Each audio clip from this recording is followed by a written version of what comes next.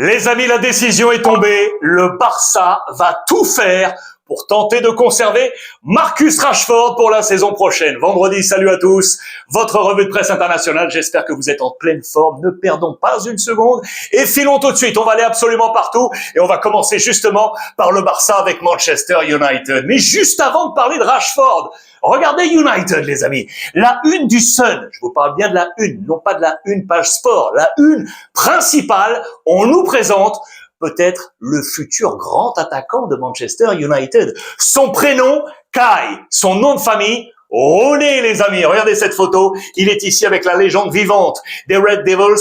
Il a le même regard que son papa. Il a bien grandi. Il a fait toutes ses classes à Manchester United. Il a été surclassé à 3 reprises. Et aujourd'hui, eh bien, il tape à la porte et Manchester United va lui proposer un super contrat. Il a 16 ans. Et il n'est pas le seul. Regardez-le, il est ici, Kai, avec son papa en 2016. Mais regardez également ce jeune homme ici, c'est JC Carrick, les amis, avec Michael Carrick, celui qui est le coach actuel de Manchester United. Lui aussi, légende vivante des Red Devils, il est là avec son épouse, sa petite fille, et il est là, le jeune JC. Ces deux jeunes hommes, les amis, sont, regardez, boys pour devenir les prochains Men United. Le jeu de mots est une nouvelle fois ici, la famille Rooney avec Wayne, avec la casquette, Colleen Rooney qui est ici la maman, et Michael Carrick qui est juste derrière. J'adore ces petites histoires, comme d'habitude, qui font la grande histoire du football. Le futur de Manchester United. Et on en revient du coup à Rashford parce que United aurait aimé le rapatrier. Carrick aurait aimé le rapatrier parce que Rashford est en train de réussir avec le Barça. Et du coup, eh bien, regardez la une de Sport. Les 30 millions pour aller chercher Rashford. Décision prise par Deco, le directeur sportif, Laporta, le président, et Flick. Surtout, le coach. Je vous en parle tout de suite, mais juste avant, je vous montre ça. Regardez Chesney, le gardien du Barça, ex-Arsenal, ex-Juventus notamment. Eh bien, il avait encore 1 an de contrat, mais le Barça a la possibilité, avec une clause unilatérale, de rompre ce contrat au terme de ce mois de juin prochain, contre une indemnité, les amis, de 2 millions d'euros. Et vraisemblablement, c'est ce qui devrait se passer. Ça voudrait dire que Chesney ne serait plus au Barça la saison prochaine. Affaire à suivre, vous savez, c'est gros dossier du côté des gardiens du Barça. Rashford maintenant, donc décision prise avec Deco, Laporta et donc surtout Hansi Flick. C'est le pari total d'aller le conserver. Clause, 30 millions d'euros. Clause prioritaire. Ça veut dire que si le Barça active cette clause, quoi qu'il en soit, quelle que soit la décision de Manchester United, il restera au Barça. Je vous rappelle qu'il est l'un des 5 seuls joueurs du continent européen à afficher un double-double. 10 buts, 10 passes décisives. Et il y a Lamine Yamal qui est également dans tout ça. Rashford, les amis, pour être le pari d'Hansi Flick. Le rôle d'Hansi Flick est ultra important pour l'adaptation exemplaire de Rashford. Car Flick, les amis, l'a compris. Le Barça, pour lui, est comme une famille, voire plus. Et ce rôle paternaliste est avancé dans toutes les colonnes des journaux catalans ce matin. Regardez-le ici avec Fermin. On parle également de Bernal, rôle ultra important. Il en demande plus d'ailleurs pour arriver au top, et notamment avec ce Barça. Ce rôle de papa, la gestion padre d'Hansi Flick, avec les profils Lamine Yamal, Gavi, Eric, Fermin, Rafinha, Bernal, Toni. On pense également, les amis, à Lewandowski. Vous le savez, l'international polonais qui a perdu du temps de jeu, qui marque moins, bien évidemment, mais ça, il l'a compris, il le sait, et il fait confiance à Flick, qui a tout fait aussi pour la meilleure adaptation et pour une sorte de recyclage, parce qu'en ce moment, eh bien, c'est Ferran Torres qui marque. Lui entre et apporte énormément dans le jeu d'Hansi Flick. Ultra intéressant. Parlons de Rafinha également, les amis. Vous le savez, parce que ça, Hansi Flick n'avait pas du tout apprécié. Il s'est blessé. Discussion avec le staff médical. Rafinha ne jouera pas ce week-end face à Mallorca. On va le préserver, notamment pour le match de coupe. Les bonnes nouvelles sont arrivées du côté de Pedri. Ça y est, les voyants sont en train de s'allumer. Il va revenir. Pas encore, les amis, mais il va revenir. Pas Mallorca, pas Girona, mais normalement, juste après, ça devrait revenir pour Pedri, les amis. Messi ne veut pas entrer en campagne présidentielle. Regardez, Lionel Messi est ici. Ça fait 4 ans déjà qu'il a quitté le Barça pour rejoindre notamment l'Inter Miami, avec le Paris Saint-Germain qu'on a en tête, bien entendu. Et pourquoi on nous parle de ça? Car vous le savez, le président Laporta, dans 3 jours, va devoir démissionner le 9 février pour entrer en campagne présidentielle. Ça y est, d'ailleurs, regardez, c'est Rafa Yuste, son numéro 2, qui, le temps 2, sera le nouveau président. Laporta restera là, mais c'est lui qui assumera officiellement le poste. Et donc, Lionel Messi, qui l'a dit très clairement, je vais rester en marge. Je ne veux pas me prononcer, ni pour l'un, ni pour l'autre. Lionel Messi qui reviendra un jour, c'est sûr, au Barça.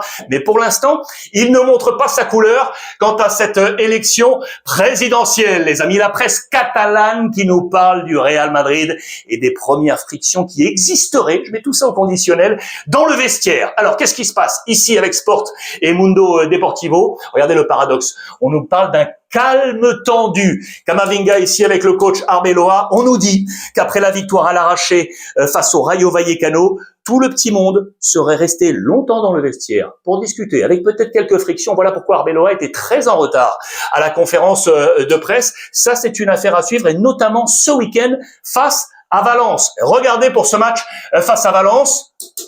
Rodrigo devrait revenir, les amis. Lui qui avait perdu, vous savez, ce temps de jeu qu'il avait su retrouver avec Xavi Alonso, il devrait être là face à Valence. Pourquoi ? Parce que pas de Vinicius. Et du coup, eh bien, le Brésilien devrait prendre cette chance. Attention, il a une mauvaise nouvelle qui est tombée, c'est que l'UEFA l'a sanctionné. Il a pris un rouge, vous le savez, face à Benfica de José Mourinho. Playoff de nouveau face à Benfica. 2 matchs de suspension pour Rodrigo. Ça, c'est une très mauvaise nouvelle pour lui. Va-t-il être titulaire face à Valence ? Idem pour Mastantuono. Je vous en ai parlé hier, les amis. Il n'arrive pas à trouver sa place.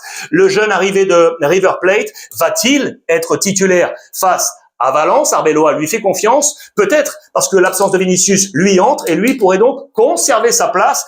Ils sont normalement adversaires sur ce côté droit, vous le savez, côté Real Madrid. En parlant de Brésilien, Hendrick encore, les amis. Regardez Marca qui nous le dit, sur le trône de Karim Benzema, l'ancien du Real et l'ancien de l'Olympique Lyonnais. Le rapport est fait ici, vous l'aurez compris, au passage, Benzema, les amis, hier, qui avec sa nouvelle équipe, 3 buts, triplé pour Karim Benzema, avec la victoire d'Al Hilal, son nouveau club, 6-0, et Hendrick, le rapport est là, 5 matchs, 5 buts, avec l'Olympique Lyonnais, qualifié pour la Coupe de France. On compte sur lui à Lyon et au Real Madrid. Vous le savez qu'il doit revenir à l'été prochain. Et regardez le Real pendant ce temps, pour la préparation de ce match face à Valence, les masques de Pintus qui sont revenus, le préparateur physique, et qui est le meilleur dans ces phases de préparation? Eh bien, c'est Arda Güler, les amis, qui est le meilleur homme masqué côté Real Madrid. Je vous donne un petit plus. Regardez, vous allez me dire, qu'est-ce que c'est que tout ça avec la photo de Cristiano Ronaldo? Je vous en avais parlé au Barça depuis un petit moment. Il manque un vrai tireur de coup franc depuis que Messi est parti, il y a donc 4 ans. Au Real Madrid, les amis, eh ben c'est un peu la même chose.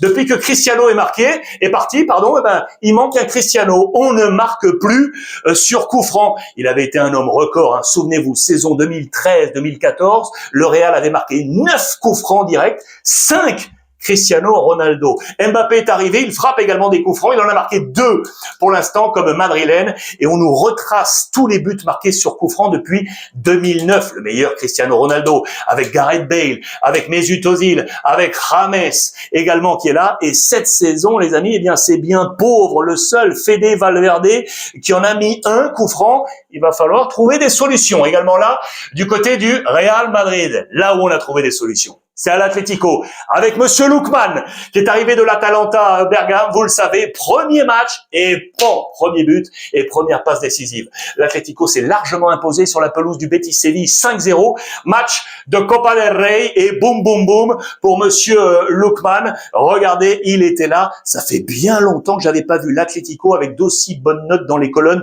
de Marca, des 3 étoiles quasiment de partout, avec El Cholo Simeone, Anco buteur, Coque, Barrios qui le malheureux va se blesser dans ce match. Baena 3, Griezmann titulaire 3 buteurs et Lookman 3 également. Anco marque le premier but, Giuliano Simeone qui marque de nouveau. Lookman, vous le voyez à la 37e, c'est lui qui donne la passe décisive à Antoine Griezmann et c'est Almada qui marque le 5e et dernier but. Voici les 4 pour la Copa del Rey, tirage au sort attendu, le Barça, l'Atlético, la Real Sociedad et donc l'Atlético Madrid pour les demi-finales. Du côté de l'Atalanta, Eh bien, on a oublié Lookman. Ça y est, regardez, l'Atalanta a mis une gifle, je mesure, à la Juventus, les amis.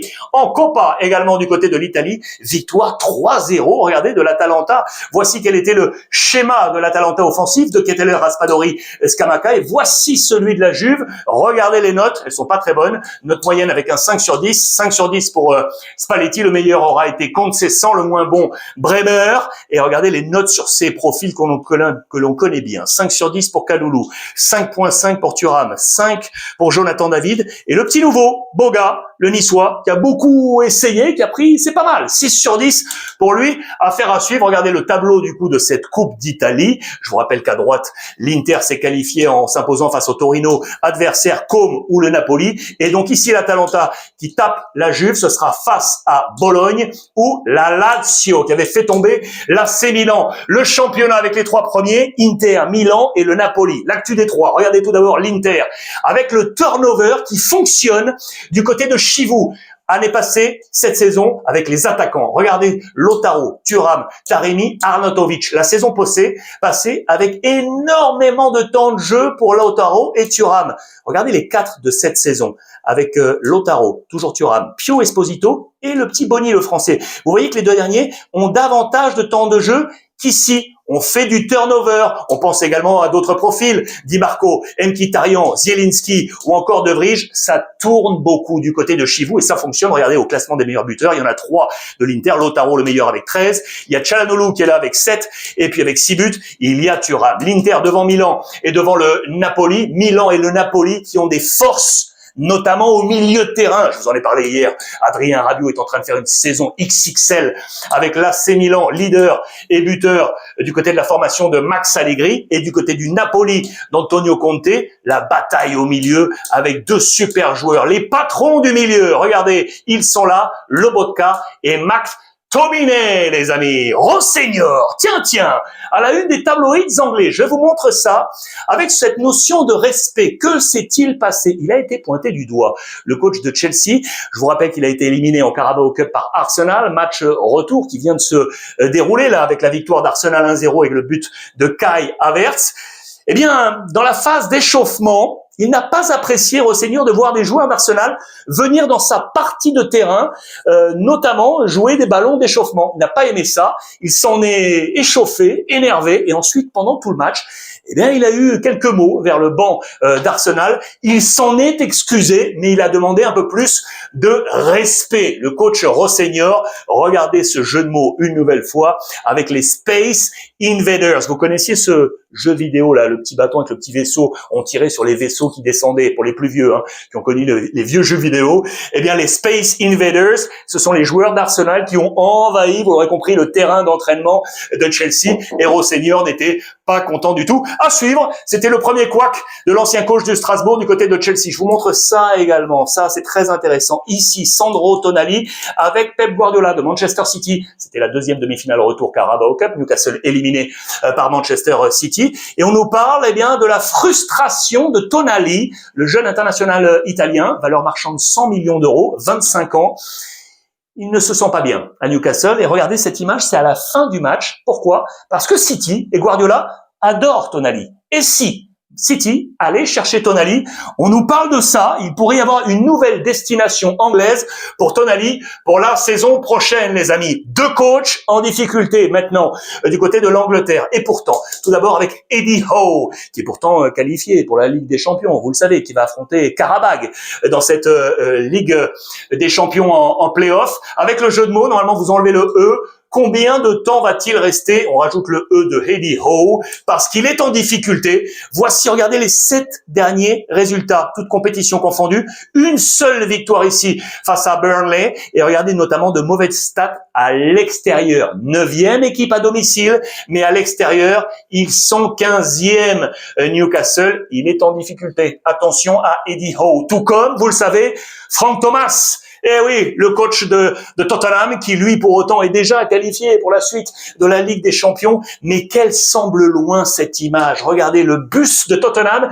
Souvenez-vous de la victoire en finale de l'Europa League. Bilbao face à Manchester United. 1-0. Manchester était dans le trou. Tottenham était tout en haut. C'était Postecoglou, le coach. Et à ce moment-là, on vivait les jours heureux. Mais regardez, 9 mois plus tard, eh bien, on est blême. Ça se passe pas bien avec, vous savez, le board, les Chiefs du côté de Tottenham. Attention à ce que le bus de Tottenham de Frank Thomas ne s'arrête pas net. Là aussi, affaire à suivre. Je vous parlais de Guardiola et d'Arsenal tout à l'heure avec City face à Mikel Arteta, la bataille en Cup, Carabao Cup et bataille de Première Ligue. Je vous montre ça pourquoi.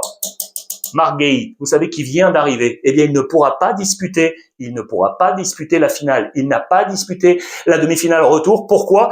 Il y a un règlement en Angleterre qui a débougé il y a quelque temps, qui a pu autoriser Semenyo à jouer parce qu'il est arrivé avant les demi-finales. Il a pu jouer les 2 demi-finales. Sauf que Guéhi est arrivé entre les deux. Eh bien là, on n'a pas autorisé à jouer la demi-finale retour et on ne l'autorisera pas à jouer sur ces nouvelles couleurs pour la finale. Ça, c'est un gros couac. Manchester City qui avait fait appel pour Marc Guéhi, mais pour l'instant, c'est niet.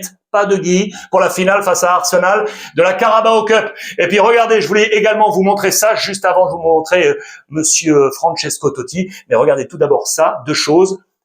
Paul Pogba n'a pas renoncé. C'est dans les colonnes de l'équipe. Très, très bon papier. Il n'est pas inscrit, vous le savez, sur la liste de Monaco pour la suite de la Ligue des Champions. Mais le milieu de terrain poursuit sa réathlétisation et il espère jouer à moyen terme. Que va-t-il se passer pour l'avenir de Paul Pogba? Et puis regardez, l'Olympique de Marseille, Murillo qui devrait se rendre en Turquie, qui est le dernier marché à refermer ses portes pour cette fenêtre hivernale. Écarté du groupe pro depuis quelques jours, le défenseur se dirige vers Beşiktaş. Les amis, le club stambouliote négocie dans l'espoir de récupérer le Panaméen d'ici à ce soir. Soyez attentifs sur les réseaux sociaux et merci au quotidien l'équipe pour ces 2 informations. Le Parisien aujourd'hui en France, j'aime beaucoup ça également. Est-ce que vous vous souvenez de lui avec le président du Paris Saint-Germain, Alain Kézak? On est dans les années 2000. Everton, les amis, 2008, recruté à 21 ans en janvier 2008.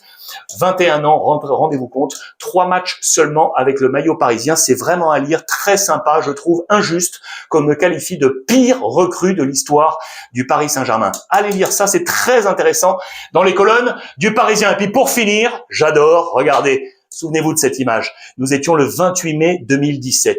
Les adieux du capitaine Francesco Totti à l'Olympico avec l'AS Roma. Eh bien, le capitaine annonce de retour. Tiens, car le board de la Roma, emmené, vous le savez, par les illustres et notamment avec Ranieri, vont tout faire pour le faire revenir. Dans quel rôle? Un rôle technique ou d'ambassadeur? C'est à voir. Mais Francesco Totti devrait revenir à la Roma. J'adore ces histoires. Voilà les amis, pour ce point complet en ce vendredi, ouverture de week-end. J'espère que cela vous a plu. Faites-moi part de vos commentaires comme tous les jours. N'oubliez pas de vous abonner, de liker et de partager. Je vous embrasse et profitez des vôtres.